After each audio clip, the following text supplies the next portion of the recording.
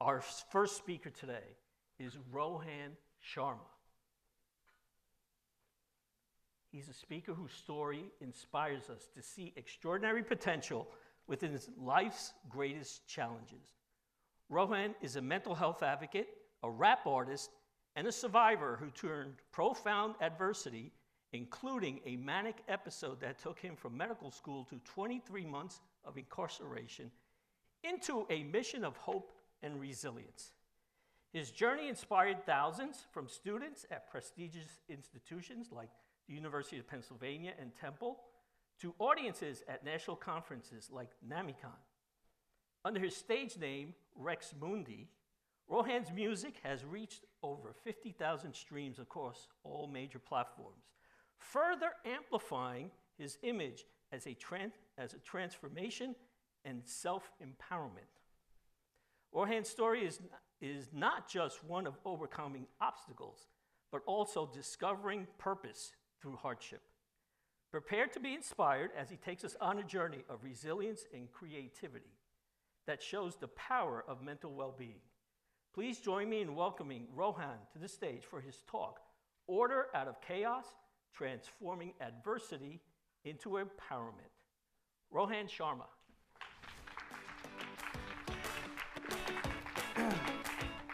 Thank you all so much. I'm incredibly grateful and excited to be here today.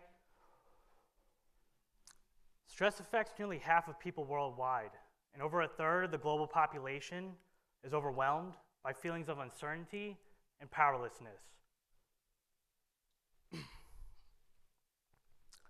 Chaos seems unavoidable. It's in the news, in our communities, and often in our own minds. For me, chaos was deeply personal, a manic episode that turned my world upside down, taking me from medical school to serving 23 months in county jail. At first, it felt like it was the end of my story, but I've since come to believe chaos isn't an end. It's a chance for a new beginning.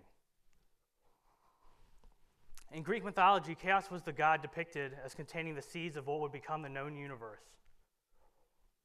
In other words, a state of potentiality. By the end of this talk, my hope is you'll ask yourself the question, what if the chaos in your life wasn't a barrier, but actually contained the seeds for your greatest benefit? To show you what I mean, let me take you back to the fall of 2011. I just graduated with honors from Carnegie Mellon University, and I was starting my first year of medical school at Drexel. On paper, it seemed like I had it all together, but beneath the surface, I was barely hanging on by a thread. My bipolar type 1 was undiagnosed at the time, and the pressures of medical school pushed me beyond my limits. When things became unbearable, I went to see the school psychiatrist for help. I'll never forget, during one of our sessions, she asked me two questions that still echo in my mind to this day. Does it feel like your radio is talking to you? And does it feel like people are reading your thoughts? Now, I was shocked, because these were two delusions I actually was having at the time. And in my mind, I'm thinking, well, how could she possibly know that? She must be reading my thoughts right now. The delusion only became more real. I panicked, convinced that if I told the truth, I'd be locked in some sort of mental institution for the rest of my life. I lied and said no. Not having the full picture, though, she ended up misdiagnosing me with depression and prescribed antidepressants. For those of you who don't know, giving someone with undiagnosed bipolar antidepressants can trigger a manic episode. And that's exactly what happened. As the weeks went on, the medication built up in my system. My behavior became more and more erratic. Finally, after a period of 30 days of barely sleeping, I went with 4 days with no sleep whatsoever. It was at this time I went into a full-blown psychotic episode where first I committed some self-harm. I then went out, purchased a firearm, and committed an armed robbery. I was arrested shortly after. After about a year and a half of fighting the case out on bail, I decided to take a plea bargain.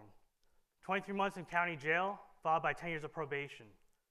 Even though it was the hardest experience of my life, it was also the most transformative. Let me show you what I mean. In jail, I got the chance to read over 60 books that my mom was generous enough to send me, including many from the self-help genre. Not only that, but I learned to express myself through things like poetry, and I even learned how to rap in jail, which to this day is my favorite thing to do in the whole world. When I was released back into society in April of 2015, I was a completely different person. Jail, although harsh, was the exact catalyst I needed to become the person I am today. Someone who could stand here and proudly say they did not let their mental illness overtake or limit their life. Now that you heard my story, I'd like to share 2 principles I believe can help you create more order in your life. The first one, persist despite how things look. Just by a quick show of hands, how many of you are familiar with Pike syndrome? Anybody in the audience? Well, it's a fascinating phenomenon that was discovered after a famous experiment. Basically, a piked fish was placed in a tank with minnows, its prey, separated by a glass barrier. The pike tried repeatedly to eat the minnows, but failed. It kept banging its head against the glass barrier until eventually it sank to the bottom, giving up. Things got interesting when the glass barrier was removed, though, because now the pike didn't even try to eat the minnows, even when they would swim right past the pike's mouth. To the point where, and here's the truly shocking part, the pike actually starved to death. Think about that. I believe this has profound implications for the way we live our lives. How often do we stop trying because past failures condition us to dictate, past failures condition us to believe that success is impossible? It took me 13 psychiatric hospitalizations since coming out of jail and numerous mental health professionals to find the right combination of medicine that I'm on today. If I had stopped trying, I wouldn't be here. What's the glass barrier in your life that if you looked a little closer, might not really be there? And principle number 2, my favorite principle, let passion be your North Star. When you feel lost in life, I learned you can follow what excites you. Passion can be like a compass, guiding you into more of your purpose. Just a brief story. So in 2016, I hit another low point. I was depressed and jobless, but I was on the lookout for any little breadcrumbs of excitement that might come my way. First, I attended a local NAMI support group, NAMI being the National Alliance on Mental Illness. That led to a peer counseling course later that fall, where they were passing out flyers announcing a call for speakers for something called the Ending the Silence program, where you basically go to middle schools and high schools and share your story of recovery with the students. Not only was I hired on the spot, but I found out I have a real passion for sharing my story on stage. Fast forward, and that breadcrumb trail of excitement has led me to start my own speaking business, which has now brought me here in front of you today. So never forget, let passion be your North Star. In nature, order emerges from chaos through things like patterns and structure.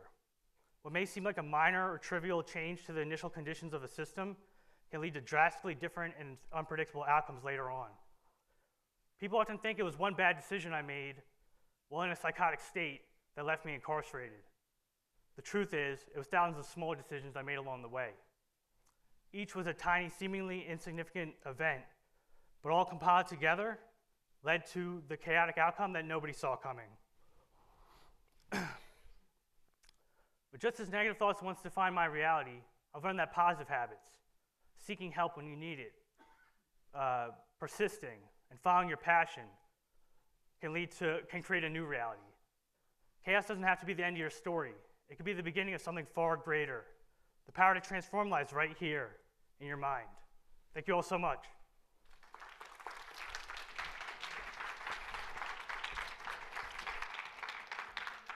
Thank you, Rohan.